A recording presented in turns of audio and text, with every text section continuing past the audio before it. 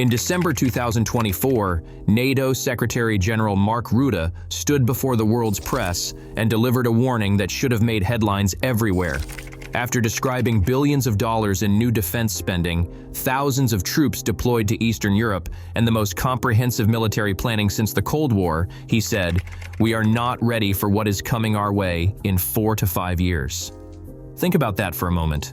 The most powerful military alliance in human history, with 32 member nations, over 3 million active personnel, and combined defense spending exceeding $1.5 trillion annually, and its own leader is saying they are not ready.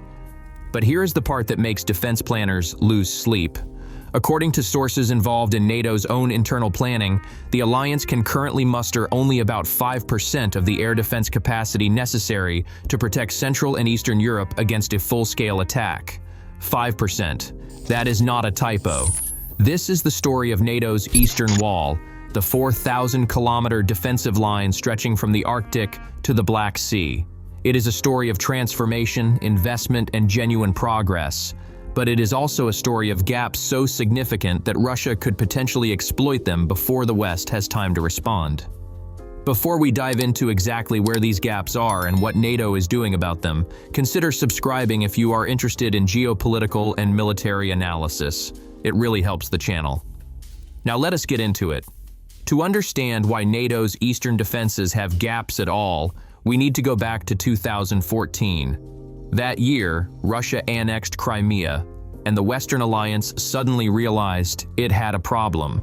For 2 decades after the Cold War, NATO had essentially treated its eastern border as a political boundary rather than a military one.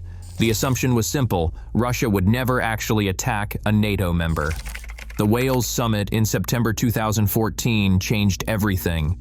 NATO created the Readiness Action Plan and established a rapid reaction force of 5,000 troops that could deploy within days. Admiral James Stavridis called it the most important summit since the fall of the Berlin Wall. Member nations pledged to spend at least 2% of their gross domestic product on defense within 10 years. But pledges are not troops, and troops take time to train, equip, and position. The readiness changes were real, but slow. 2 years later, at the Warsaw Summit in July 2016, NATO took its next major step. The alliance established enhanced forward presence, deploying battalion-sized battle groups to Estonia, Latvia, Lithuania, and Poland. Each battle group numbered around 1,000 to 1,500 soldiers, led by a framework nation providing leadership and equipment. The United Kingdom took Estonia, Canada took Latvia, Germany took Lithuania, the United States took Poland. This was an enhanced and visible commitment. The first troops arrived in Lithuania in January 2017. By August of that year, all 4 battle groups were operational. It was a significant commitment, a visible tripwire, demonstrating that an attack on the Baltic states would mean attacking soldiers from multiple NATO nations simultaneously. But here is the critical detail that would haunt planners for years to come. In 2016, the RAND Corporation conducted a series of war games simulating a Russian invasion of the Baltic states. The results were sobering. Russian forces could reach the capitals of Estonia and Latvia, Tallinn and Riga, within 36 to 60 hours. NATO's rapid reaction forces, meanwhile, would take days or weeks to arrive in meaningful numbers. The battle groups were not designed to stop an invasion. They were designed to trigger a response after one had already begun. This was called deterrence by punishment. The idea was that Russia would never attack because the consequences would be devastating. But it left open a terrifying question: what happens to the Baltic states in those first 60 hours? Former Estonian Prime Minister Kaja Kallas put it bluntly. She criticized plans that would allow the Baltic states to be overrun before liberating them after 180 days. Then came February 24, 2022. Russia's full-scale invasion of Ukraine changed everything once again. Suddenly, the theoretical became concrete. The alliance that had spent years debating whether Russia might actually attack a neighbor now watched tanks rolling across an internationally recognized border. NATO's response was its most dramatic transformation in decades. At the Madrid summit in June 2022, the alliance doubled its battle groups from 4 to 8, adding Romania, Bulgaria, Hungary, and Slovakia. More importantly, leaders agreed to scale these forces from battalion to brigade size, multiplying their combat power several times over. The alliance adopted the NATO force model: 100,000 troops at 10-day readiness, 200,000 at 30-day readiness, and over 500,000 at 180-day readiness. The strategic concept changed too. Russia was officially designated the most significant and direct threat to NATO security. The alliance began shifting from deterrence by punishment to deterrence by denial, the idea that NATO forces would be positioned to prevent any territorial loss from day one, not liberate territory after the fact. But transforming strategy on paper and transforming capabilities on the ground are very different things. And as we will see, critical gaps remain. Let us examine the 6 major vulnerabilities that keep NATO defense planners awake at night. The most famous vulnerability has a name: the Suwalki Gap. This 65-kilometer corridor along the Polish-Lithuanian border is NATO's only land connection to the Baltic states. On one side sits Russia's Kaliningrad exclave, bristling with missiles and an estimated 25,000 troops. On the other side sits Belarus, where Russia has positioned approximately 30,000 elite special forces, with additional missile systems in Grodno. The gap itself is challenging terrain: rolling hills, dense forests, lakes, and swamps. Only 2 high-quality roads traverse it. An attacking force could potentially cut the corridor and isolate Estonia, Latvia, and Lithuania from the rest of the alliance. Lieutenant General Ben Hodges, former commander of U.S. Army Europe, has warned that Kaliningrad now has the ability to deny access of our Navy, or any NATO Navy, to the Baltic Sea. If the gap is closed and the sea is denied, the Baltic states become incredibly difficult to reinforce. Poland has responded with its most ambitious defense project since the Cold War.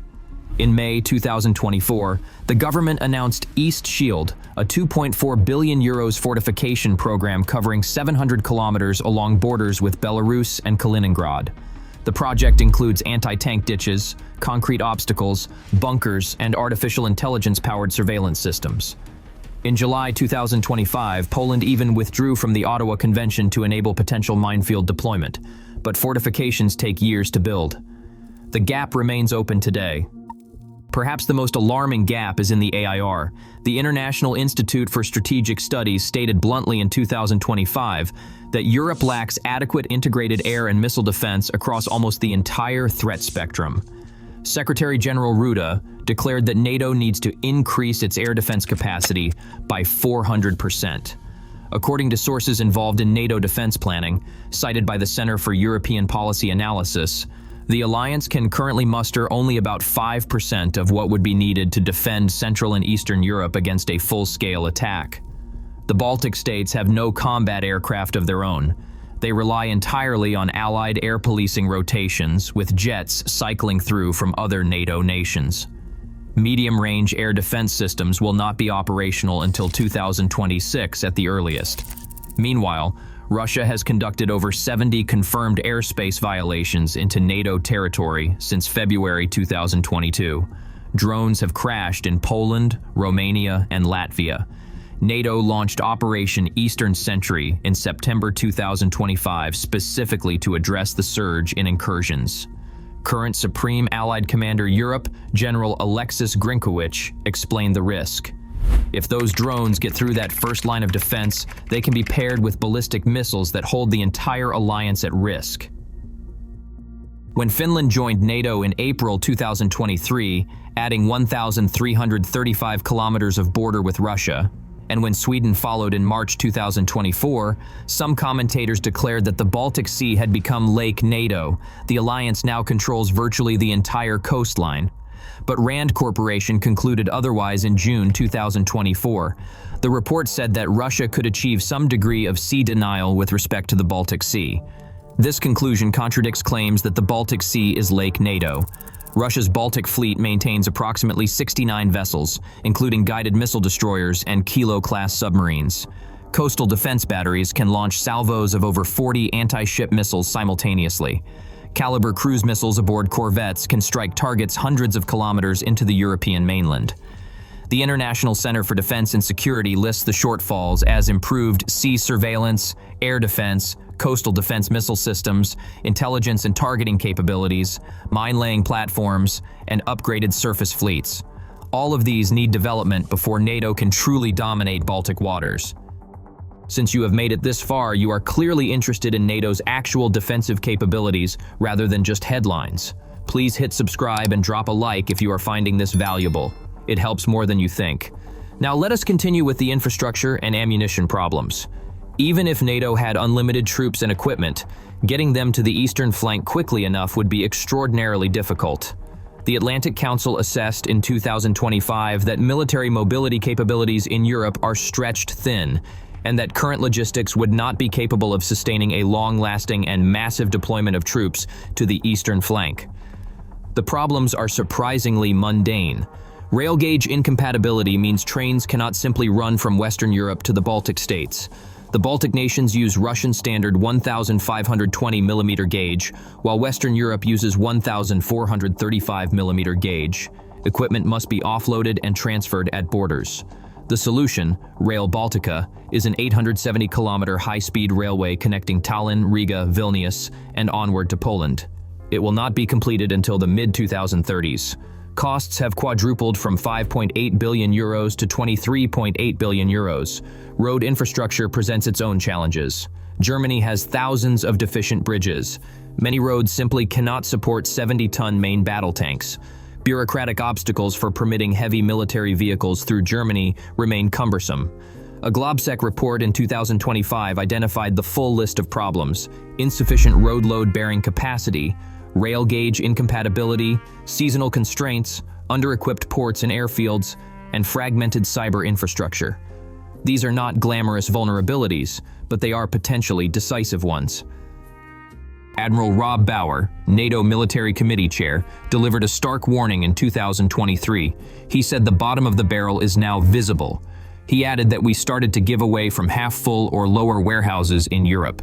The production gap has become one of NATO's most serious vulnerabilities. Russian factories now produce an estimated 3 to 4.5 million artillery shells annually, up from just 400,000 in 2022. Combined NATO production reaches approximately 1.2 to 1.5 million shells per year. Secretary General Rutte stated in June 2025 that Russia produces in 3 months what the whole of NATO produces in a year. The disparity goes beyond volume. Russian 152mm shells cost approximately $1,000 each. NATO 155mm rounds cost around $4,000 each. Russia has also received an estimated 12 million rounds of 152mm ammunition from North Korea. European industrial constraints make rapid scaling difficult. TNT production relies on a single major facility in Poland. Nitrocellulose production has been largely offshored to China. Establishing new production lines typically takes 2 to 4 years. Ukraine has demonstrated what modern high-intensity warfare demands.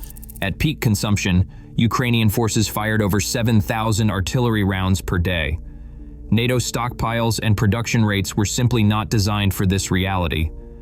General Christopher Cavoli, former Supreme Allied Commander Europe, captured it perfectly. He said, "Scale, scale, scale, scale." The magnitude of this war is incredible. The scale of this war is out of proportion with all of our recent thinking, but it is real and we must contend with it. So where does this leave NATO? The answer is complicated and experts genuinely disagree. The optimistic case is real. Admiral Bauer said in March 2024 that the answer is yes, that the primary task is to be prepared, and that if this happens today, you must fight with what you have. RAND's 2024 assessment concluded NATO is stronger now than at any time since the end of the Cold War. The transformation has been substantial. 8 battle groups now stand guard, up from 4. Germany has committed its first permanent military deployment abroad since World War II, a full brigade of 4,800 troops stationed in Lithuania.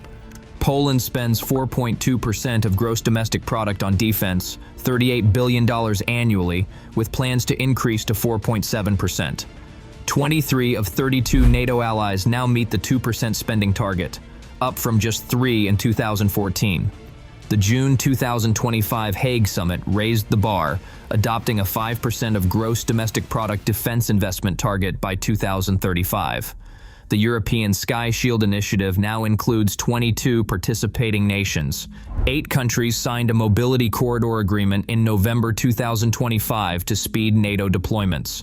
Steadfast Defender 2024 demonstrated improved capabilities. Over 90,000 troops, 50 ships, 80 aircraft, and 1,100 combat vehicles tested the new regional defense plans in the largest NATO exercise since the Cold War. But the pessimistic case is also real. Air defense capacity at 5% of requirements means even successful ground defense could fail against aerial attack. Ammunition production trailing Russia 4-1 cannot sustain extended high-intensity combat. Infrastructure incompatibilities create choke points that no summit declaration can quickly resolve. The 60-hour window to reach Baltic capitals identified by RAND in 2016 has narrowed but not closed. This is a clear risk. The fundamental challenge is time. Closing these gaps requires not just money, but years of industrial production, infrastructure construction, and force development. And as Mark Rutte warned, the threat may arrive within 4 to 5 years. Poland's response illustrates both progress and urgency. East Shield is ambitious, but fortifications that take years to build cannot defend against a crisis that arrives next year. Germany's Lithuania Brigade reaches full operational capability in 2027. Rail Baltica completes in the mid-2030s. Air defense systems deploy in 2026 at the earliest. The alliance is running a race. The question is whether it will finish in time. Remember Rutte's warning from December 2024 that we are not ready for what is coming our way in 4 to 5 years. After examining NATO's eastern wall in detail, that statement takes on new weight. A decade of transformation, hundreds of billions in new spending, 8 nations hosting multinational battlegroups, the most detailed defense plan since the Cold War, and the alliance's own leader says they are not ready. Not because nothing has been done, but because the scale of what remains is so vast. 4,000 kilometers of border to defend. Air defense at 5% of requirements. Ammunition production trailing Russia 4-1. Infrastructure that cannot support the rapid reinforcement modern warfare demands. A 65-kilometer corridor that could isolate 3 NATO members from the rest of the alliance. The question is not whether NATO is stronger than before. It clearly is. The question is whether the transformation will outpace the threat, whether the fortifications will be built before they are needed, whether the ammunition will be stockpiled before it is expended, whether deterrence by denial will become reality before denial becomes catastrophe. As Rutte put it, our deterrence is good for now, but it is tomorrow he is worried about. If you found this analysis valuable, consider subscribing for more detailed coverage of NATO, defense policy, and global security. Let me know your thoughts in the comments. Do you think NATO is moving fast enough to close these gaps? I read every one of them. Thank you for watching.